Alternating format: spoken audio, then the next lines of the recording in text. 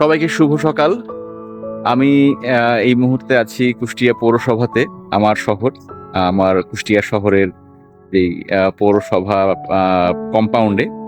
পৌরসভার পেছন দিকে একটি চমৎকার কম্পাউন্ড রয়েছে, যেখানে প্রচুর গাছগাছালি, একটি পুকুর রয়েছে, একটি অডিটোরিয়াম রয়েছে।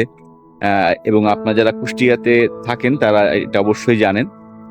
এখানে কুষ্টিয়াতে সবাই আহ, সকালবেলা এখানে হাঁটতে আসে এবং এখানে শরীরচর্চা করে। তো আমার আজকে আসার উদ্দেশ্য একটু ভিন্ন। আমি আজকে এখানে এসেছি গাছ দেখতে।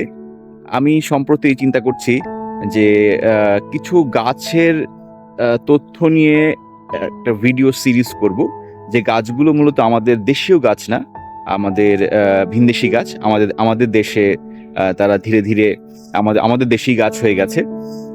তো আমি সকাল থেকে বেশ কিছু গাছ দেখলাম কুষ্টিয়া পৌরসভা প্রাঙ্গণে। এখানে আমি দেখেছি বট, দেখেছি অশ্বত্থ, দেখেছি অর্জুন, দেখেছি কাঠবাদাম, দেখেছি মেহগুনি, শিশু, এরকম আরো অনেক নাম না জানা গাছ, যে গাছগুলো সম্পর্কে আমি জানি না। আমি মাত্র চেষ্টা করছি গাছ নিয়ে অল্প বিস্তর লেখাপড়া করার।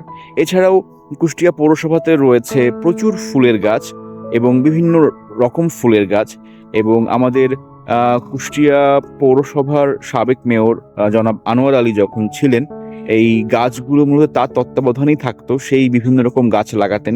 এবং আমি জানি যে এখানে অনেক ভিনদেশি গাছও আছে, যে গাছগুলো আমরা জানি না যে কুষ্টিয়া পৌরসভাতে এরকম ভিনদেশি গাছও আছে। তো এই গাছগুলো নিয়েই একটা আমি সিরিজ করতে চাই, তার জন্য গাছ দেখতে আসা। এবং এছাড়া দেখলাম এখানে সকালবেলা আমাদের মুরব্বীরা এখানে এসে শরীরচর্চা করে। অনেক ইয়াং জেনারেশনও আসে। এবং কুষ্টিয়া পৌরসভার চমৎকার পুকুরও রয়েছে, যে পুকুর পাড়ে দাঁড়িয়ে চমৎকার সকালে একটা চমৎকার বাতাস হয়। এবং এই পুকুরে প্রচুর মাছ চাষও হয়। তো আজকে আসার উদ্দেশ্য ছিল, যেটা শুরুতেই বলেছিলাম, গাছ দেখতে। গাছ দেখা হলো এবং এই গাছগুলো নিয়ে আমি ধীরে ধীরে একটি একটি করে কন্টেন্ট তৈরি করবো, সিরিজ হবে গাছের। তো আপনারা যারা গাছ নিয়ে জানতে আগ্রহী, তারা আমার চ্যানেলের সঙ্গে সংযুক্ত থাকতে পারেন। এবং আপনারা আহ, কোন ধরনের ভিডিও চান, কোন ধরনের গাছের ভিডিও চান, বা কোন গাছ সম্পর্কে জানতে চান, আপনারা কমেন্ট করতে পারেন। ধন্যবাদ।